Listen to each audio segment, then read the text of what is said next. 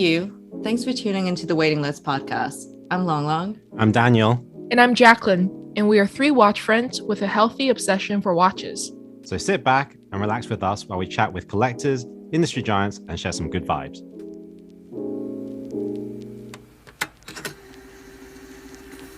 Hey guys, welcome back to another episode of the Waiting List podcast. Today we have the honor of having a very special guest on a show, Mr. Cole Walliser. I had the pleasure of meeting Cole in person. Actually, the first guest that we've ever had on that I actually met in person about a month ago before I left for Switzerland. And, you know, I met your mom and lovely girlfriend, and we had a good chat that afternoon. But basically, we're very excited to have him on the show. He wears a lot of hats, so I'm not going to spend much time do the intro, but I'm going to flip the cards around and ask Cole to introduce himself to our listeners. So Cole, first of all, welcome onto the show. Yeah, thank you for having me. I'm excited to be here. Yeah. So you obviously have many roles. You do a lot of stuff. You're a very busy guy. So could you take, a few minutes and just to basically give a gist to our audience, what exactly do you do for your work? And then where you grew up, your background, all the basic things. Sure. Yeah. I am a Canadian director living in Los Angeles. I direct a lot of short form stuff. So I started off with like commercials, music videos, a lot of like tour music work, and have sort of segued into the thing that I'm most known for, at least publicly, is this thing called the Glambot on the red carpet, which is this high-speed, slow-motion camera that shoots celebrities at the Oscars and the Grammys and so on and so forth. From that, I guess I built kind of a social media following, which is great, and has connected me with some awesome people, much like all of you guys. Oh, and I'm from Vancouver, Canada, originally. And I'm Canadian from Vancouver, came out to LA many years ago to pursue this dream of directing. Yeah, I have to say, like when I knew that you were listening to the podcast, I was like, damn, we've made it. We've got this guy that's got 2 million like followers, like, and also got a blue tick next to his face. Like, he's actually listening to us. I was like, how did he ever find us? Like, our reach is so significant now. Like, we are so there. It's either your reach is super huge, or I'm a part of the small subsect of watch nerds that listen to the podcast. I like the former. I like to think it's the former. Yeah, I think it's the first one. I still remember the first time that we like interacted, and I think it was I've been following you already, and then because I always see you comment on some of Eric's posts. And I remember like waking up one morning and then I saw a comment and you were talking about the Tuscan AP, and I was like, oh, that's, obviously like my favorite dial. I think I've told you before. So then we kind of talked about how you were going to bid on it and whatnot. And I was like, well, that's so cool that he's like into something that's quite niche. Like not many people would know about the Tuscan dial. So that was my first impression of you. But then I became obsessed with that dial. I mean, it was like a pursuit for like a year trying to find a version, and it has been unsuccessful thus far. I think the ship has sailed on that one. So we'll see what happens. No, you never know though. You never know. Have you outlived your fancy for that watch? No, it's still there. I've just suppressed it so much. I just like ignore it now. I've like shoved it down underneath all of my other wants and desires. Don't worry, I can always tag you in the right posts. I can always DM you with you. Yeah, DM with you with nice photos. But I have a question, like straight off the bat, which is you like you said, you do a lot of stuff on the red carpet, right? And you meet a lot of celebrities. What do a lot of celebrities like to wear? Do they pretty much also go for like the glam stuff, like the hype stuff? I mean, I think Jay-Z just famously wore the new Tiffany dialed Patek. Are there many people that are into like vintage Tuscan dials, for example? I've never seen a Tuscan dial on the red carpet. And actually, to my surprise, I actually see not as many watches as I would think. I'm always doing like wrist checks. You know what I mean? So like they come up, I'll always like have a little look. I've shot Trevor Noah a couple of times, and he obviously wears some great pieces. But on the whole, I feel like, I don't know, you see a lot of just like, you see a lot of day dates on the red carpet, even some date justs. I don't know. Some people like Ryan Seacrest like always bring some heat. You know, there's a couple people that you know. Ryan Seacrest has a lot of like vintage Daytonas, right? Yeah, he's a very vintage Rolex guy.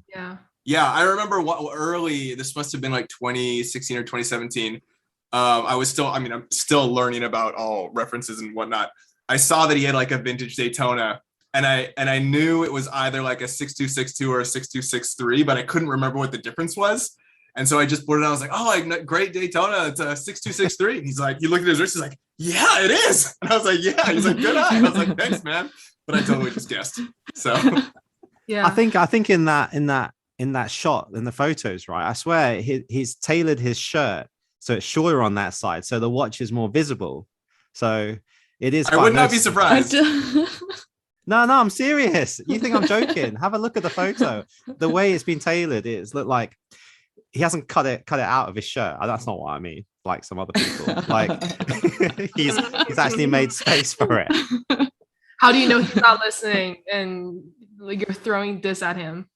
I don't think he is listening, by the way. Okay, if Ryan Seacrest is listening, then we made No, not Ryan Seacrest. Not Ryan Seacrest. The other guy who cut a hole. Anyways, but yeah, there are a lot of like really. Like Long Long is in love with Mark Wahlberg, and he has an insane collection, right? Yeah. Kevin Hart has an insane. Yeah, Kevin Hart. Yeah. But the pictures that I send Jacqueline are not to like highlight his watches though.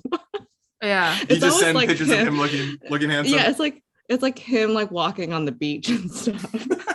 She's like, "Where's the watch? I can't see what he's wearing." Yeah. Ellen has an Ellen and Ed Sheeran, right? Oh yeah. I haven't shot any of those. Actually, I've shot Ellen a couple times, but it was for when I was doing a lot of stuff with CoverGirl. And I don't ever. I mean, she was like shooting CoverGirl stuff, so she wasn't really wearing her own pieces. But I don't think I've shot any of those people on the red carpet, so I haven't had a chance to do a little peek at the wrist yet. Okay, can I? I'll say one more thing before we move on. So obviously you're like very well known for the Glambot and it's like TikTok famous and everything. And like I've been recently, since COVID has started, kind of like gotten into K-pop a little bit, and you've obviously like shot BTS. Have you noticed what they're wearing? Because RM, I heard, is a big watch guy, at least from the post that I shot them. I shot them twice. And honestly, there's 7 of them. I don't have time to like look at all the wrists. You know, I don't remember ever. I should go back and see in the video if I could see anything. But yeah, I don't remember ever seeing anything on them. They were the sweetest guys though. They were so nice. Like, yeah, and their fans even were sweeter. Like the thing that really stood out to me, because I was obviously nice to them as I am to everybody that comes up to do the Glambot.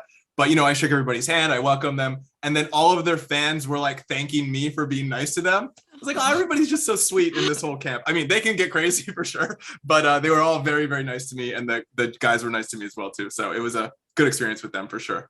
Yeah. Is there anyone that you thought, man, what a dick?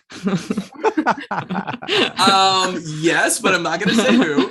Not really like a dick, but so the benefit of like the way it functions is that you don't have to do it. You know what I mean? Like you're walking the red carpet, you're with your publicist. If you're like promoting a movie, then they'll get you to do it. If you're not, or like you're like too famous, a lot of people that are like top tier, they don't do it. They just walk past. And so like I only really get people that want to do it for whatever reason. Though I think sometimes like publicists like make them do it, but by and large, everybody that comes up is like into doing it, wants to do it. And even especially now, you know, it's cool content for them. So it's like they're incentivized to do something cool, which is great. Do you still ever get like starstruck by celebrities? Like, because you know when you see watches and you like see more amazing pieces, after a while you kind of do become a little numb to it. So do you think, oh, it's another celebrity?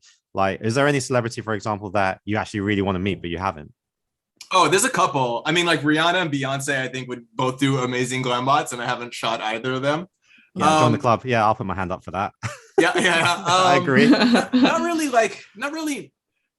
starstruck, because it's like the way it functions. I have 30 seconds to explain what to do. We only 90% of the time we have one take to shoot this thing. And so like the pressure is so on that I just go into like work mode. You know what I mean? Okay, yeah. And for me, I've been fortunate enough to work with a bunch of like A-list talent in my career. And after you do a couple times, you're kind of just like, oh, you're just like successful, creative people. You know what I mean? It kind of loses its luster a little bit because it's like you're in the room. Like I directed a bunch of videos with like Pink and Katy Perry. So those are like my first big celebrities that I worked with. And you're in the room with them, like figuring stuff out, like chatting kind of on equal footing. And then after that, you're like, oh yeah, you're just like a super talented person that found success, you know? And so there's less mystique about it, I guess, you know? And then plus the pressure of the Glambot, you're just like, and it's dangerous. If you get hit in the head with that thing, like you're getting knocked out. So I'm like, gotta figure out what they want to do, gotta explain how to do it, gotta make sure the camera's doing the right thing. It's so instant and fast. I almost don't have time to get starstruck, which I think is a good thing. I get a little nervous sometimes when I speak really fast. If you listen to the clips, you're like, oh, he's nervous on that one because I'm like speaking super fast. Which one were you most nervous about? Do you remember? Like Ariana Grande was one, a lot because, I mean, obviously she's like a superstar, but what happens a lot of the time is that like the big celebrities come at the very last minute. So it's like 5 minutes before the show starts, they're walking the carpet and everybody's screaming at them. Everybody wants to get a picture. And then so they often have to go inside to present or perform or like whatever. They have other commitments, right? And so they'll come, and I've had it where I remember Lana Del Rey one year. She came, I'm explaining what to do. I'm telling her all the things. And then as soon as I start counting down, I'm like about to go, okay, 3, 2, 1, action. Publicist is like, no, she's got to go. She pulls her off the thing and they like take off. And I was like, like I explained the whole thing. I did the whole spiel. And then shooting her was like 10 more seconds and I didn't even get to do it. So ever since that happened, I'm super nervous that someone's going to get pulled off. So with Ariana Grande, the reason why I speak so fast is because I'm like, the faster I can get it done and like shoot, then like the higher the percentage I actually get to shoot her, because I really don't want to explain it and then have the publicist like just take them away before I get to shoot, you know?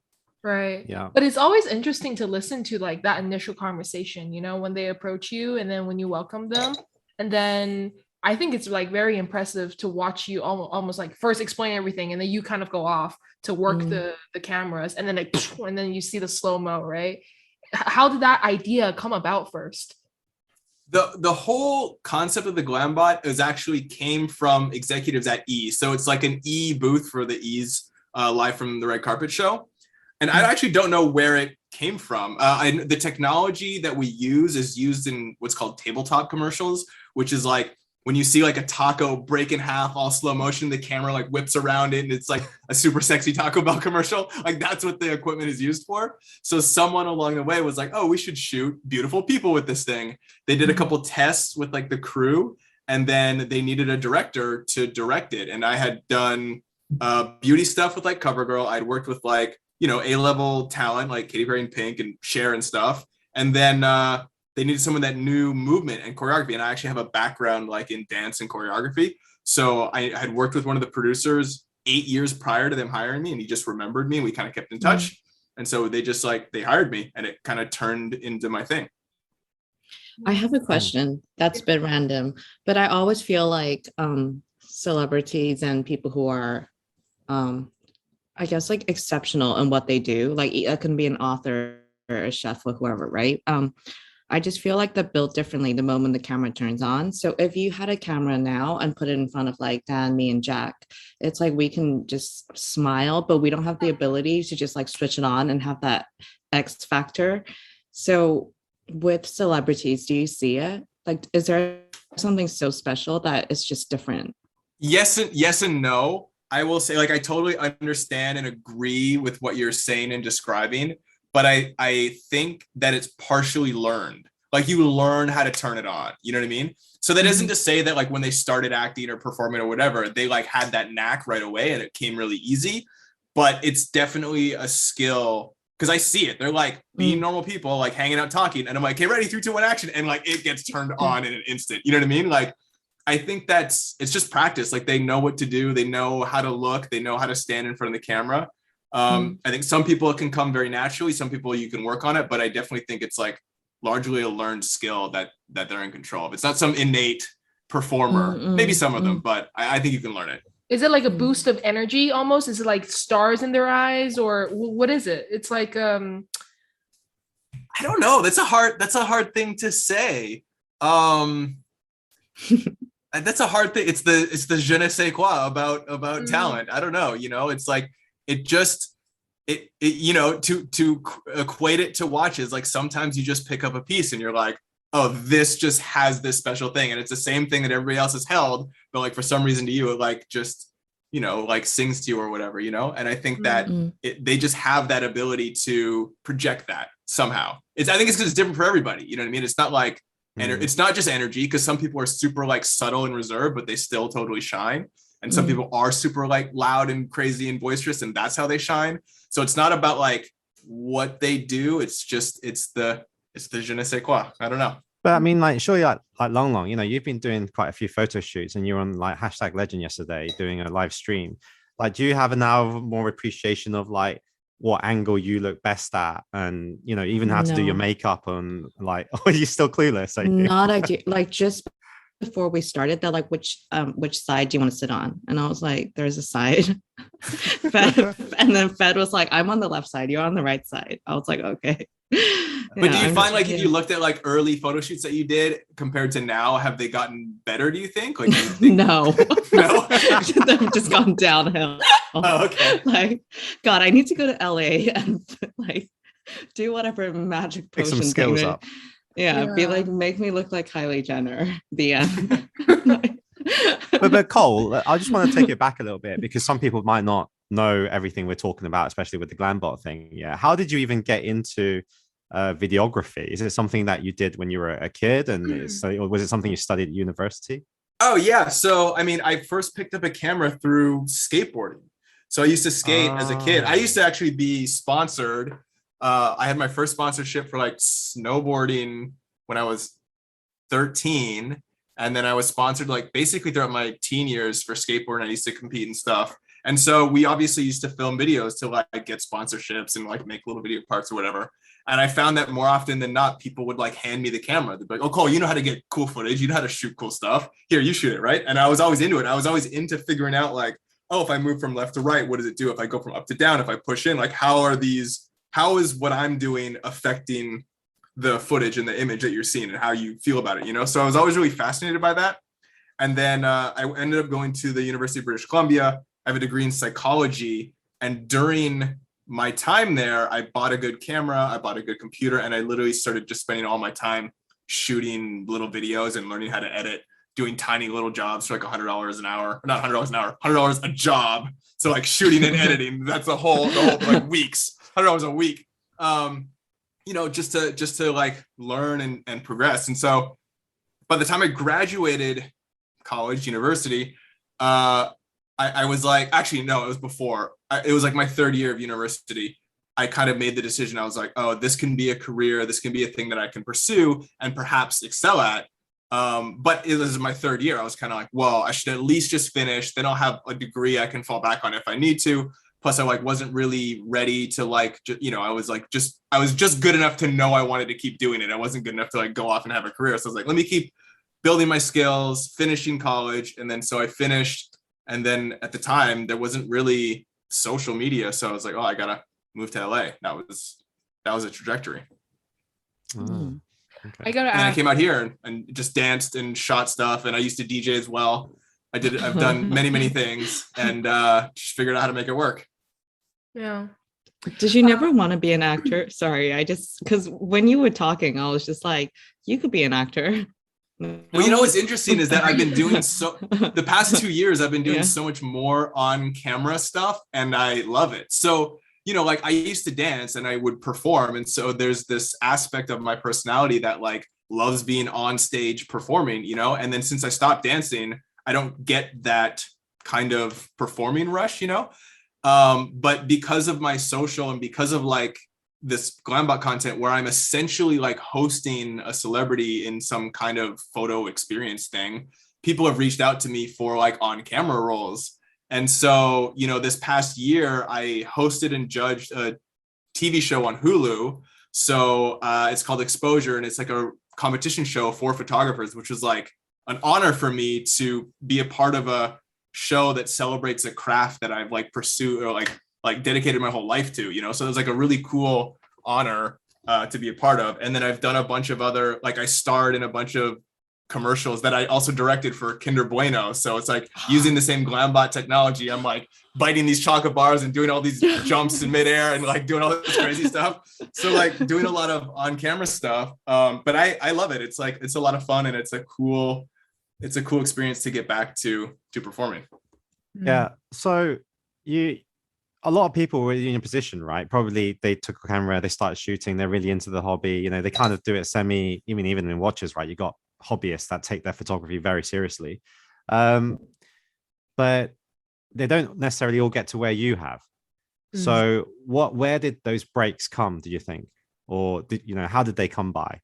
Well, I started in a time before, like I said, social media. So like I got jobs because I was like the only person with a camera. You know what I mean? Like back in the day, before there was like DSLRs, like I started on mini DV tape. You know what I mean? So it was like, this is at this point like old school. And so, you needed like good equipment that was expensive and not a lot of people had a good computer to edit footage. It was like, that was part of the limiting factor. You like wanted to make a video, you'd like ask around, like, do you know anybody? Do you know anybody? Now it's like everybody's cousin and whatever, like has a camera and is shooting content, which I think is great, but it's like a different market for that.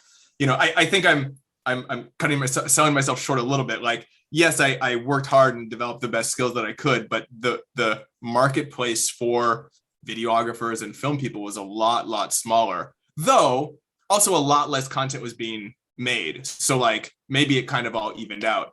But to answer your question in a more tangible way, it's just a thing that like I love doing, and I think that it's the passion and the love for that creative pursuit that like drove me through and like eventually found my way to success. During college, it was like Friday night, Saturday night, friends would be going out partying. I'm staying home editing some silly video on my computer that I want to do. You know what I mean? So I kind of attribute to that. And then now in hindsight too, like looking back, I think that like having a positive attitude and like being good to work with goes a really long way. I never hire anybody that like I don't enjoy being around. So like, and I've met a bunch of talented people that are like meh on the attitude. I don't work with them. You know what I mean? So I think that really helps too. It's a lot of little factors, but I don't know. Like you work hard, you try hard, you work hard, you be a good person. I have to believe that you'll find success that way. Because if I don't believe that, then I'm like doomed. You know what I mean? I have a question. So even though we've only met once and I've met your mom, I kind of got this from talking with her that she's kind of a tiger mom. Am I right to say that? Oh, a what? A tiger mom. Like she's. I don't know what that is. Okay, tiger. Oh. How do like you a ball breaking mom, like a pretty strict mom, although she's she also has the fun side, but then I can tell from the way that I forget what we were discussing. Oh, I remember. I remember what we were discussing. We're not gonna, but I told you how I was almost like about to get scammed, and then your mom was so passionate. She was like, what? Like, how could people do this to you? And she was like so out there, right? That's how I got the sense she was like, a little bit strict and whatnot. I might be wrong, so correct me if I'm that way. But my question is like, what was her opinion and how she supported you when you first wanted to, kind of just go around the creative route? Yeah, especially like you're not really doing psychology, which you studied, right? And now you're doing video. Yeah. So I'll answer your question in two parts, Jacqueline. So I think, firstly, I think that was more like her Chinese side with getting scammed and like losing money coming out because my mom's Chinese, even though, so that's like a big, huge no-no. She's super firm and like really diligent and like really instilled like good financial practices in me, though I still had to learn them on my own, growing up, but she was very like communicated that the best that she could. So I think you were kind of getting a bit of that side of her, but the other side of her is like, she's super westernized. Like I'm fourth generation. My grandparents, her parents were born in Vancouver. So like my Chinese side, I'm half white, half Chinese, has been in Canada for decades. You know what I mean? Like a long time. My grandparents were born in the 1920s in Vancouver. So it was like, she grew up in Vancouver and it's become very westernized. So there's kind of like that dichotomy in between those two cultures. And so some stuff she's like super westernized and like lax, and then some stuff she's like super strict. But then to answer your question, Daniel, like, you know, growing up, she was concerned about my pursuit in the creative field for sure. But the favor that she did me was never letting me know about that, and like giving me time to go pursue it on my own and like find out, because she learned from her parents that were quite strict and had different sort of approach in raising their kids. You know, she felt that her parents would kind of, you know, stop her before she even got started. They'd be like, oh, you can't do that. You know what I mean? And just like not at least give you the room to grow. And so I think she made a very conscious effort to do that, and which was great for me. I think that was a huge part of my ability to go chase my dreams. We've talked about it a ton now, and she was super concerned, obviously, you know, me like, oh, I'm going to move to LA and like become this big director. She was like, oh no, like this is a huge problem. You know what I mean? But she never let me privy to that. And so I really thank her for that. And now, you know, so now proud that, of you. She's now that, it's good now, you know, I've definitely found my way, and she's super happy, and it's been good. It's that cultural thing as well, isn't it? It's that cultural thing again, where you have that concern. Maybe I'm not saying that Caucasians don't, but like that Asian concern, right? But then it's definitely identified with do Asian what you side want. more. That's the Western side, isn't it? Yeah. So I mean, I guess I got the best of both worlds in some sense. She was strict and instilled some diligent behaviors in me, but then also let me go find my way. That's great. That's great. Yeah. But I can just tell, like, you know, when we met up and she was, again, I forget what we were talking about, but she's like so proud of you, and she's so eager to learn about whatever that you're into. You know, just because we're talking about watches, right? And I was kind of like explaining to them, I remember, and your mom was so happy to show me her Rolex and tell the story, you know, like it was so obvious that she's so into it as much as you are, and you guys are kind of like doing this together. So yeah, it was cool. They, you know, I don't know if I told you, but they both really loved that conversation with you, and they found it so cool that you were so knowledgeable and just so passionate about watches, and so they left like super invigorated and like excited. So it was a cool experience for all of us, for sure.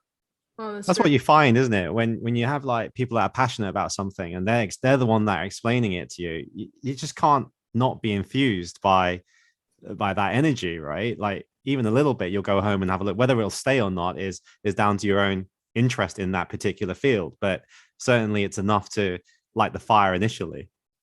Yeah, absolutely. That's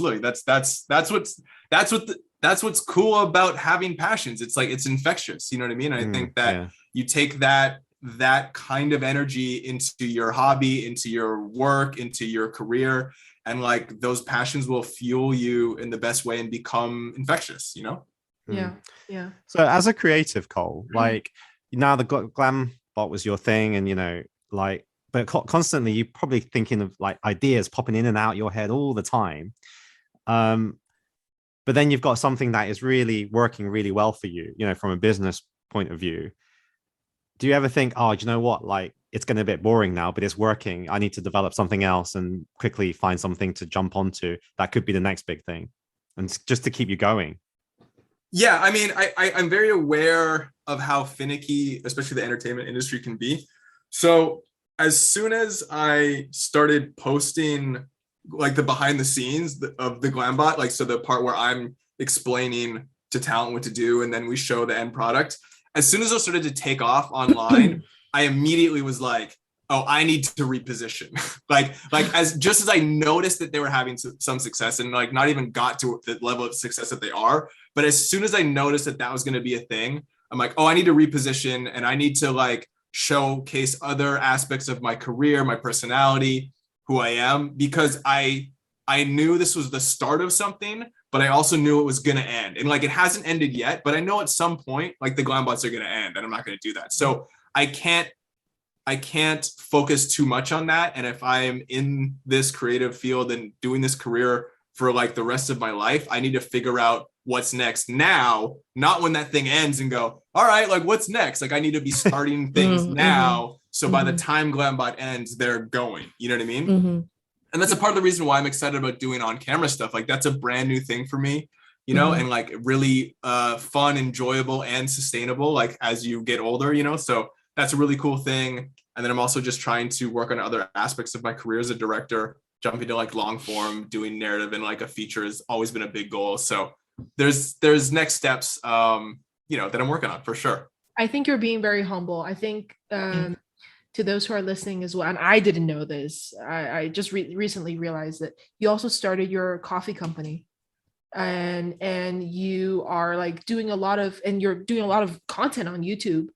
And I think, you know, obviously you have a huge following on Instagram, but if I were allowed to say so, on Instagram, you're kind of showcasing your work side a little bit, although it's still fun. It's still, you know, very public.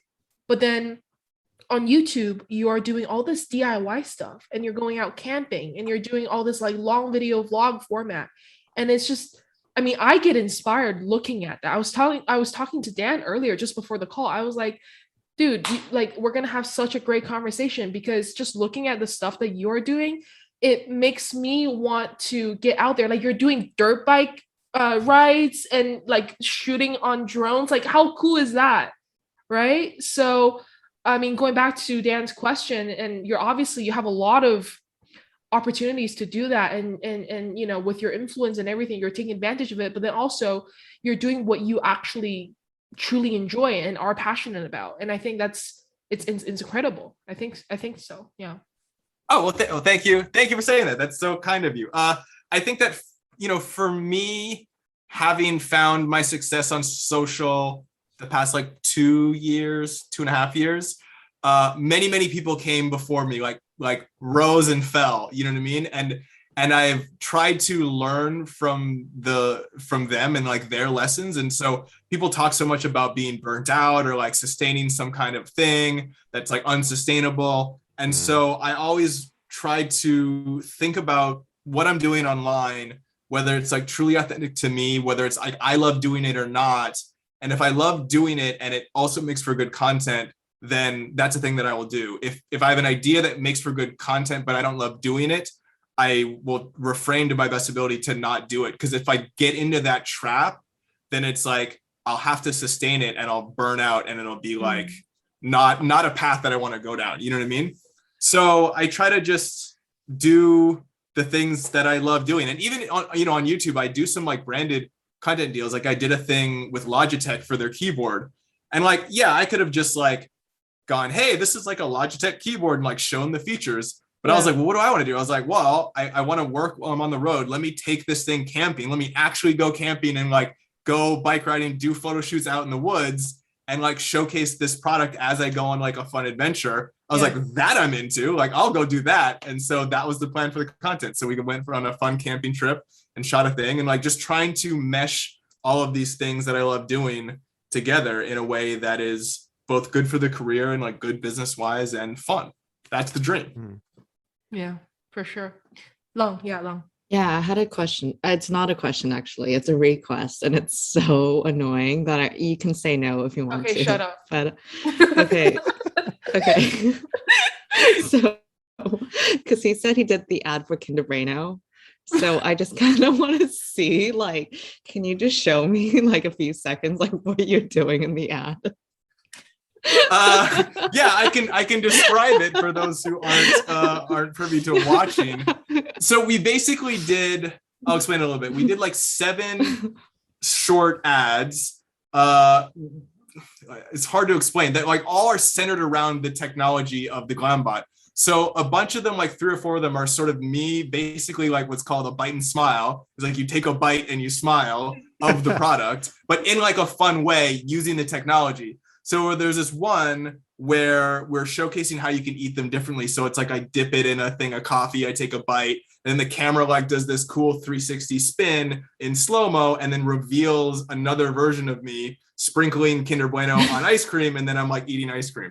So it's just kind of like this creative way of like using like slow-mo with Kinder Bueno and me. It was like a really fun campaign. There's a bunch where I'm like jumping in the air and spinning and doing 2 bites and just a bunch of silly fun stuff. But that's the gist. So I'll send you the Sounds like my videos. dream job. yeah, basically telling the Dream people job. for listening, like, hey, you thought your job was fun? Like, look at what I'm doing to make money. Yeah, I mean, honestly, the Kinder Bueno thing was a dream job. It was like, hey, we want you to do what you do, starring you, and we want you to make up all the ideas for it. And like, there was And a you whole still get to ad eat it. agency. Yeah. And you still Yeah, get to though eat I it. mean, you are doing like you have a spit bucket because you're doing like 100 bites a day. You know what I mean? So it's like you're That spitting that is stuff heaven out for Long for Long. sure. Long Long is loving that. Like, Damn, you know, I'm coffee should be jealous. like all the But time. I do kind of have an endless supply of Kinder Bueno since then. So that's been Dude. good. I just want to say the filling inside Kinder Bueno's Nutella, by the way. I know. Doesn't that blow it's- your mind? It's like hazelnut. I don't know if it's like, is it Blow Nutella? your Is it like mind. exactly It's Nutella? Nutella. Well, Nutella Is is kind this- of hazelnut, so Yeah, anyways, I'm mind blown. And I used to think that I wanted to be like Oprah, but this is my dream job. I want to be an ad, like Ad for Kinder featuring Bueno? yeah. Any chocolate. Well, just put it out there, you know? You never know. it also has like the most eye-catching packaging for chocolates. Like you can spot it on an aisle because it's like white and bright orange. So like I'm always looking forward to that. And you know how I don't know how many like versions do that. Let's not okay. I'll say one more thing before we move on. But you know how like the normal version you find in the stores are basically like the 2 bars, right? And you crack them in the middle. They have other versions as well, right? They Like, do. They have Oh, they got the Kin- minis. We did and the commercials for the Kinder minis eggs too. Yeah. And the eggs, yeah. eggs. And they even have like Kinder breakfast biscuits. I didn't Oh, know. what? I don't know about that. Yeah, I'll send you guys some. Cole, have you ever thought about shooting? You must have shot some watches. Oh yeah, I definitely have for sure. Yeah, I actually just did a little video I posted the other day about an offshore. You know, because the offshore is kind of like AP's like adventure watch, and so I did sort of like an unboxing where you know, the typical unboxing, but then I took it on an adventure. So I went on like a morning hike. I went mountain biking. I went surfing with the watch, which was kind of scary. And I did a whole like adventure, like it's kind of like a POV GoPro. So I had a GoPro in my mouth and you see my hands doing stuff like mountain biking and That's so running cool. and surfing. And then you see the watch and the content. So that was like a fun thing. That's not like using like, that's more using like my, my personality per se, rather than like skill as a director, but still a fun piece of content to shoot. Though I have like built my rig in my house and shot some nice watches a couple times. Well, what do you think about like the way watches are shot by the companies in general? Like, do you think it can, you know, coming from a creative standpoint, do you think it can be a lot more like that? Because AP recently used that parkour guy. I can't remember his name, the guy in James Bond, right? The same guy. And I read the comments, and I know, you know, most of the comments are always negative anyway, but it was like, yeah, as if you're going to wear that when you're doing parkour, right? And there's a bit where he's sliding down a rock, right? Honestly, I was thinking bad for the watch. I was thinking, oh, that's a bit painful. You know, if that slides against, because I've done that before. You remember, Long when we were like going hiking, I and know. I scratched my watch, right, on the rock, and I was like, oh, I was like gutted, yeah.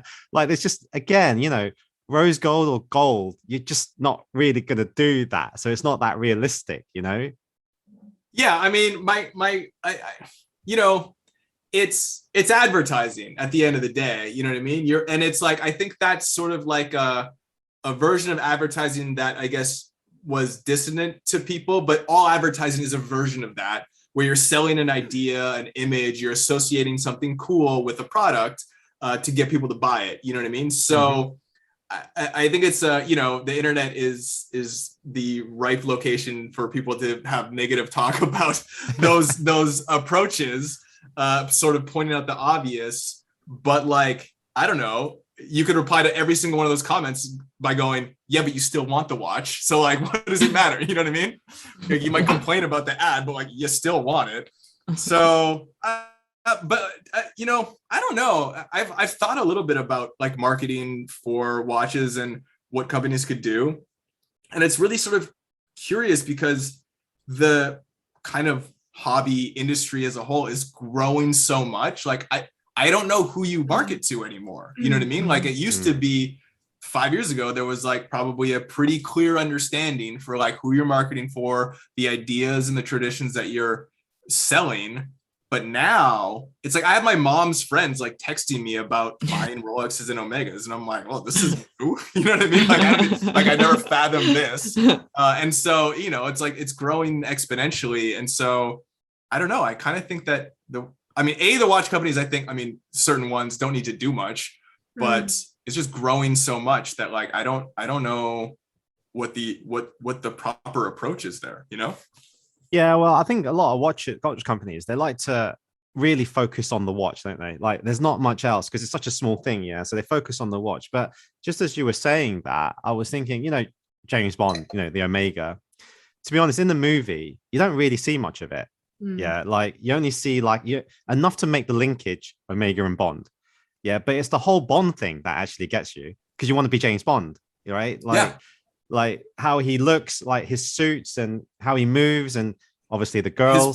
His persona. Yeah. It's like it's like if you really break it down, it's so stupid, right? Where you're like, you think that you by buying this watch, you're gonna get a piece of like the persona of James Bond. Like when you talk about it, you're like, oh yeah, that is silly. But then like it operates on such a subconscious level. You just go like, oh, that watch is cool. Like, oh, I want it. You know what I mean? It works, even if it doesn't, as you said, I think what they do, I don't know if this is true. I'm just guessing, but there's like contractually, they have to show one shot of it. There's always one close-up in the whole movie of the watch. And that's it. And they probably paid millions of dollars for that one close-up, but it must work. People must buy the watches because of it, or else they wouldn't do it. Yeah, I bought one. Yeah, I was one of those silly people that it was like first luxury watch, and I was like, it's funny you say that because you actually go, yeah, this is the James Bond watch, and then if you actually take that further, you'd be like, yeah, but you're not James Bond. Yeah. Right? You can go down a rabbit hole of extrapolating what the true intent is, but if you just go like, oh, this watch is cool, I want it, and stop there, it's great. Yeah. And also, I think in other probably long form, like short form advertisements, I think is it Tudor or Rolex that did the diving thing. Again, you still see the watch subtly, but the whole diving experience where you have the whole underwater, I think it was shot in Iceland or something. It's just really beautiful, like shot, and you just storytelling. Think, wow. Yeah. I think it was with whales and stuff. To your point, too, like the same idea of like, oh, okay, this Omega is a James Bond watch, and that's why you want it. It's like the deep sea and the Submariner. It's like none of you people are diving with it, 12,000 feet, right? But it's like it's just a cool idea, and it's a cool persona per se on the watch. So it's like it's cool that it can do that. It's cool that Omega's in James Bond, but like, it's all just this marketing imagery. I guess Rolex is a bit of a function, but again, if you've taken your watch over 400 meters, which means that's why you have a deep sea, please send a picture and let us know, because I would like to know who's done that. Well, I think a lot of people see the 100 meters or whatever, 1,200 or whatever, and they feel reassured that a splash of water will be okay. It's like in London, like we call them Chelsea tractors. Do you know what Chelsea tractors are? Anybody know? No. Okay, so they're the big Land Rovers, that a lot of people drive, but they never take them off road. Yeah, and they clog up all the streets. G-Wagon, Yeah, it's like G-Wagon, and they just feel reassured that if it rains, they're okay. G-Wagon camping, you actually like do all this stuff.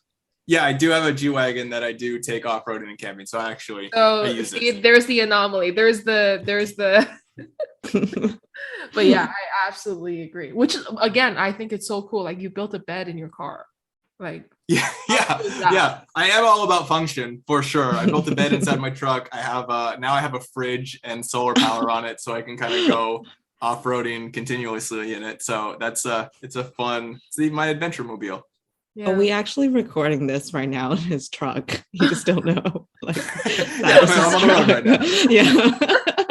Yeah, he's got stairs. He's got stairs in his truck. Yeah.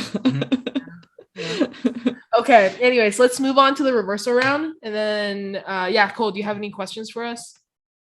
Oh, geez.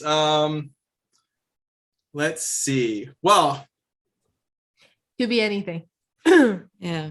I'm trying to think. I already know what commercial Long Long would want to be in. The chocolate. Actually, she might surprise you. She might surprise you. Ask the question. Yeah. Actually, well, on topic of this, advertising, actually, I guess I'm going to ask Daniel because we were just talking about advertising a little more. Have you ever seen an ad for watches where you're like, that's totally stupid, or on the other side, like that's brilliant? Like that idea or that approach is brilliant, and that's something that really resonated with you, or you're like, that's the dumbest thing I've ever seen. Like when you asked the question, the first thing that came into my mind was actually the Moser ad, where 1 year before Basel, they did an ad and it was a combination of a lot of watches together.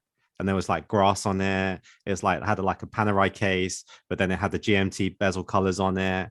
It was a mishmash of watch designs, iconic watch designs together, right? And I didn't really get it. Like I just looked at it and I thought, I didn't think it was particularly funny. But then, yeah, I just didn't get what it was trying to achieve, because it wasn't like a watch that they were selling. I'm not sure they did. If it was, it would just be one piece, but I'm pretty sure they actually, I think, ended up having to take it down because they pissed off like a lot of watch brands. Now, I think it's like what Cole said. You don't know sometimes who you're targeting, right? So I think a lot of people would have found that funny, but maybe I have a different interpretation of what funny is, of what comedy is. I think everybody does, right? Like I might find Trevor Noah really funny, but not everybody does. I just didn't find that very funny. Although I think it was trying to be funny, but then after that, what is the message? So I think a lot of people know exactly the watch I'm talking about. So in terms of seeing it and getting around the internet, I think everybody, got it was Moser. But then I didn't get what else was about that kind of advert. You guys know what advert I'm talking about? I don't remember that one. I don't know if I've seen it. Longlin, do you know which one I'm talking about? There goes a sponsorship for Moser. Just kidding. No, I have no idea.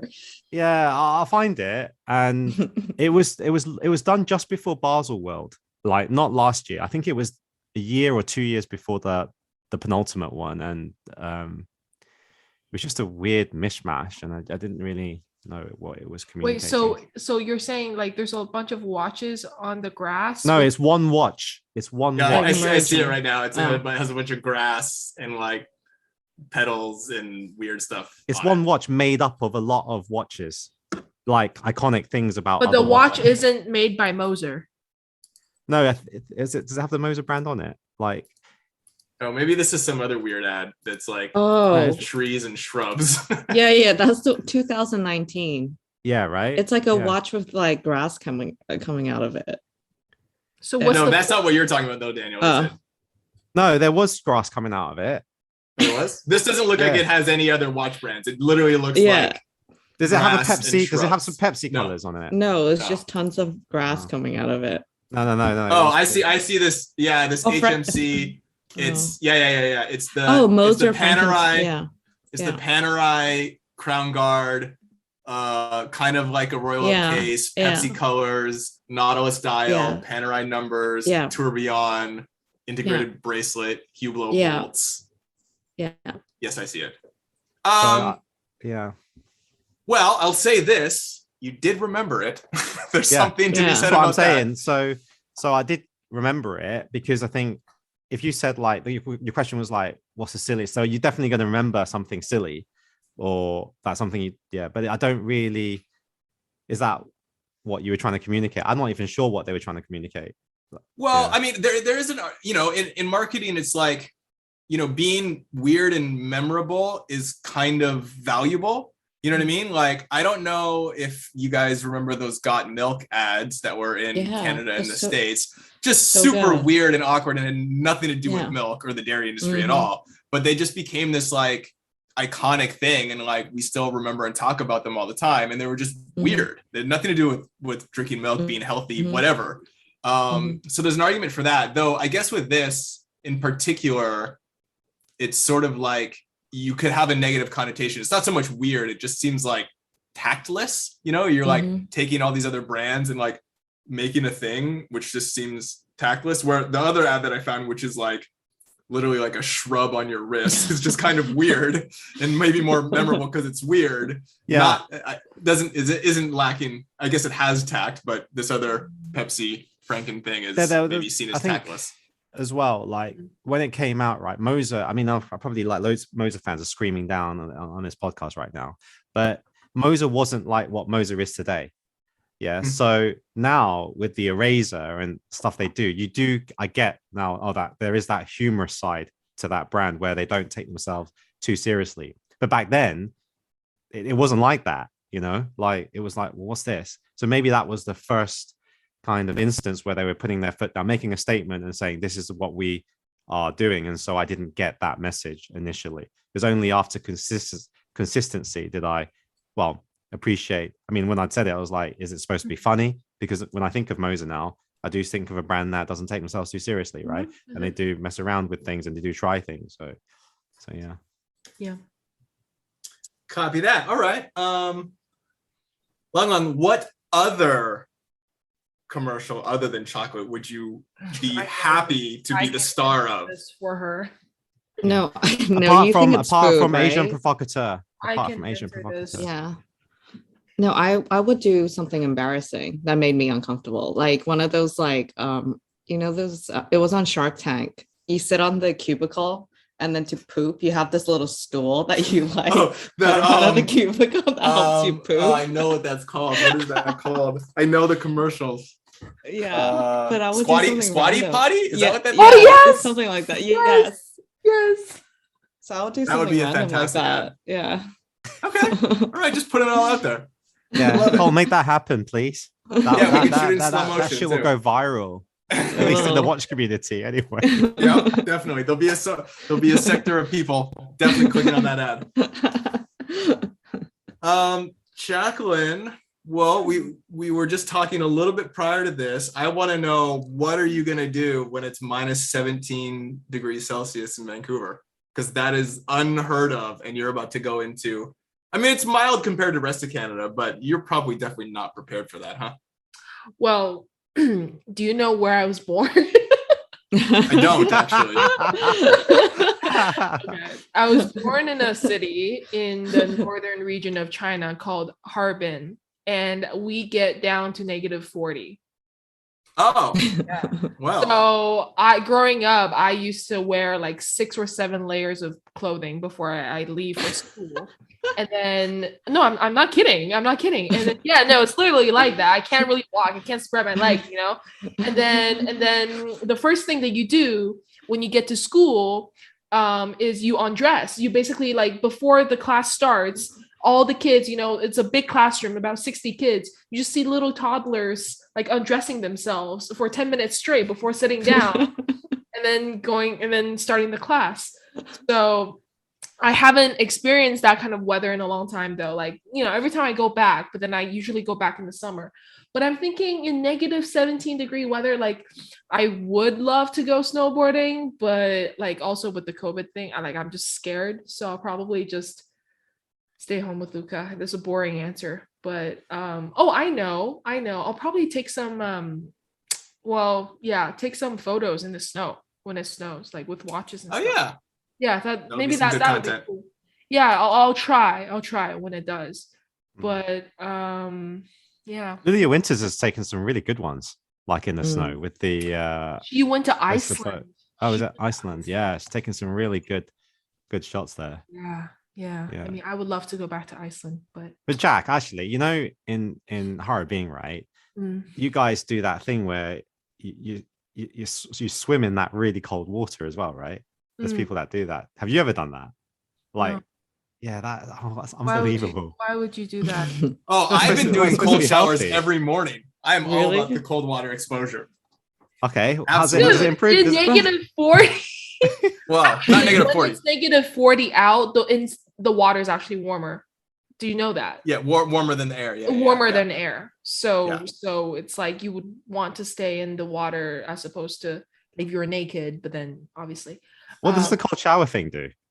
So it's really good for many, many things. Like it helps you manage stress. It like increases dopamine, motivation. The super short way to think about it, and this is how I have to think about it, is that like the more uncomfortable it is and the more you dislike it, the better it is for you. So like it sucks getting in the shower, not freezing cold, pretty damn cold every morning, and you hate it, but like the more you suffer in it, the better it is for you. So it like increases your metabolism, helps you burn fat, increases your motivation. Like you feel so much better for the rest of the day when you get out.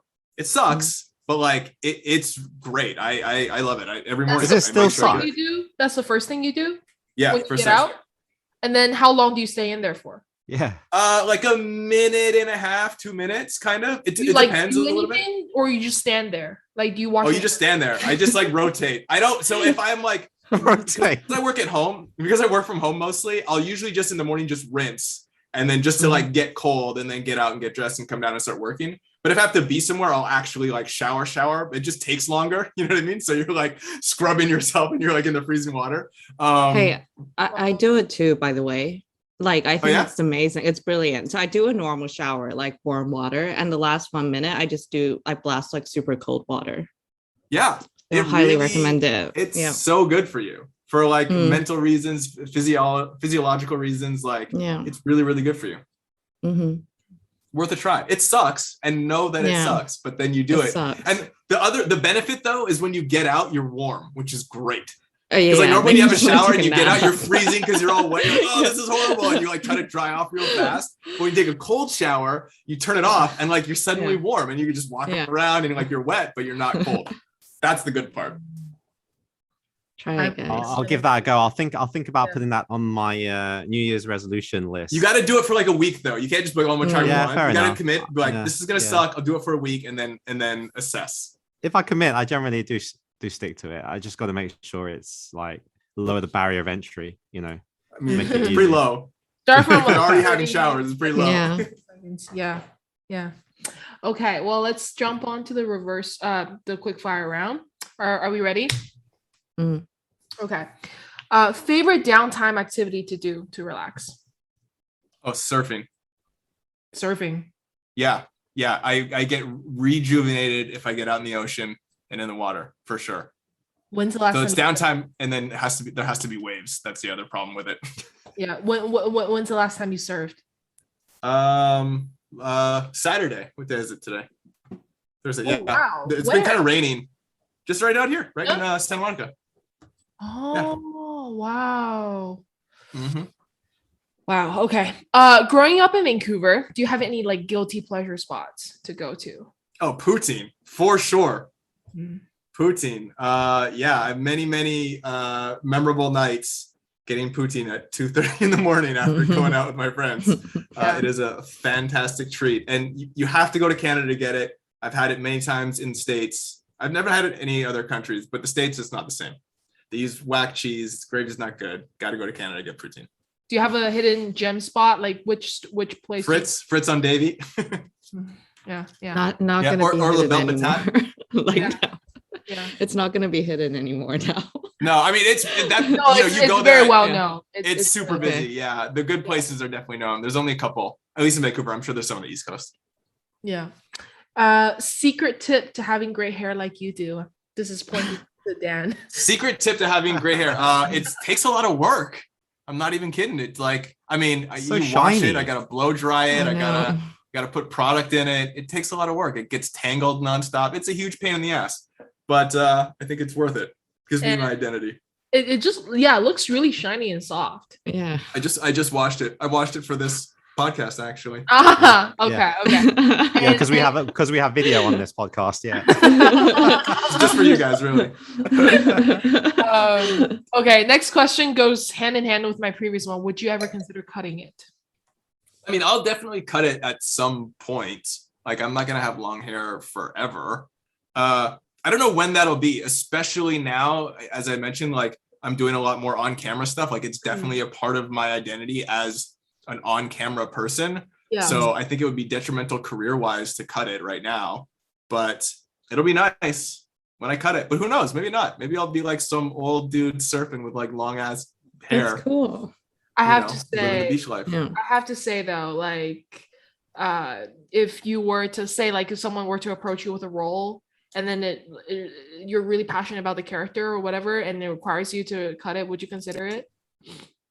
It's so hard to say, right? Because it's like, oh, it's like Spielberg is like, you're gonna be the lead in this thing. Like, cut your hair. I'm like, okay, sure, I guess, right? Yeah. But then also I'd just be like, I don't know, you put a wig on, like I'll sit in the makeup chair for an hour, put a wig on. I don't know. Yeah, I'll shoot the whole thing in a beanie. Yeah, exactly. I'll just stuff it in a beanie. Do it. Okay. Next question. Coffee or whiskey? Two things I love. I guess coffee, because that's kind of good for you, and whiskey's on all vectors not good for you, but I enjoy both tremendously. Okay. What are you currently watching on Netflix? Some show about aliens? No, some UFO show. UFOs Unclassified or something like that. It's literally like, I don't know why I'm watching it, but it's like, I'm super fascinated with like, not like aliens and like, just like outer space and like astronomy and like all that kind of stuff. Like I've been reading so much about this James Webb telescope that's flying up, which is like the craziest thing ever. So like, that's super cool. And just like overall astronomy. And so I just got caught up in this, I think it's called UFOs Unclassified, where they're going through all this stuff that's been declassified and talking about it. It's fascinating. I've already like watched all the YouTube videos on it though, but it's that's what I'm watching. So do you believe, do you believe that there are extracurricular life forms? I think that there's extracurricular aliens that are doing playing tennis. Cut that. So I think that it's very clear, like how big the universe is, that there has to be some other life out there for sure. Whether or not it's like visiting us is that's a thing I don't know. But all of this video footage of these, UAPs now, unidentified aerial phenomena, that's what they call them, is really interesting. That the Navy and the government has released. It's the TikTok video and stuff. They're all really fascinating. Where you're kind of like, that's curious. I don't know if you can say with full confidence that it's like definitely, from outer space, but it's definitely something that nobody in the entire world knows what it is, which is interesting. So I don't know. It's a curious thing that I like watching content on. Yeah, I remember, how like you're saying you worked with Katy Perry and Pink for your big break. I remember when I first moved to Canada, like the first song that I listened to from Katy Perry was Extraterrestrial with her and that's something I remembered. Okay. A TV show or movie that you're looking forward to seeing that is really getting released in the future. Well, I still haven't seen Dune, which I really want to see Dune, but I feel like I'm reading it right now. I'm reading the novel right now. Yeah. So that, and then I obviously I want to see Matrix 4, which is just coming out soon, which will be super exciting. Those I guess. Yeah. But can you still watch Dune in theaters? I don't know, but I got the screener because I'm in the DGA, and then so I get to vote for certain movies, and so I get a ton of movies sent to me. So I have Dune on DVD. Yeah. I heard you have to like see it in the big screen though, I wanted to see it in IMAX, but I was just like, I was busy when it was like the first 2 weeks that it was released, and then I think Eternals came out and took over all the IMAX screens, so I never got to watch it in IMAX. So I'll just have to watch it in my living room, I guess. Yeah, not bad. Favorite quote to live by? I can't remember exactly what the quote is, which defeats the purpose of it being a quote. I actually kind of quoted it. Kind of quoted already. It was by Conan O'Brien when he finished his run at the Tonight Show. He said, and I kind of said it already. He said, work hard. I can't remember. There's two things. It was basically work hard and be good to people, and you'll find success, or dreams will come true, I think. And I prescribed to that. I realized when he said it, I was like, oh, I've been working hard. I've been being nice to people and finding success. And so it really resonated with me. So it's a thing I try to keep in mind for sure. For sure. And then what's your New Year's resolution? Continue with cold showers, I guess. I try not to have too many New Year's resolutions. I feel like they never really work out. You know what I mean? And I try to like I try to do things sometimes just in the middle of the year, like, okay, like this month I'm gonna not do this, or I'm gonna meditate every day. You know what I mean? I'm like still trying to keep, you know, like a meditation practice up. I find that's really good and beneficial. I'm actually trying, like I'm having a glass of wine right now. This is actually what I want to try to stop doing. It's just a casual at home glass of wine. So I think I guess this is kind of a New Year's resolution. I think I'm gonna not, well, see, this is my problem. I'm like, yeah, I'm not gonna drink in January, but I'm like, wait, I have like 3 trips planned with like a bunch of friends. I'm like, that's not gonna work. So like maybe I'm gonna not drink Monday through Friday, and it just all goes out the window. So I'm gonna say no New Year's resolutions. New Year's resolution, just play by the year. Play by ear. Yeah, I mean, generally, just like be mindful of my health and just doing the behaviors that keep me healthy and living well. That's what I want to do. Mm-hmm. Okay. Okay, guys. So that's the end of our first episode with Cole. So we hope you enjoyed that, and then we'll see you on the next one. Thank you. Cheers. Thanks, guys. As always, thank you for listening to the Waiting List podcast. We hope you've enjoyed it as much as we have. And if you have any questions, comments, or feedback, feel free to reach out to us at the Waiting List Podcast on Instagram or via our private accounts. We'll see you on the next one. Bye. Bye.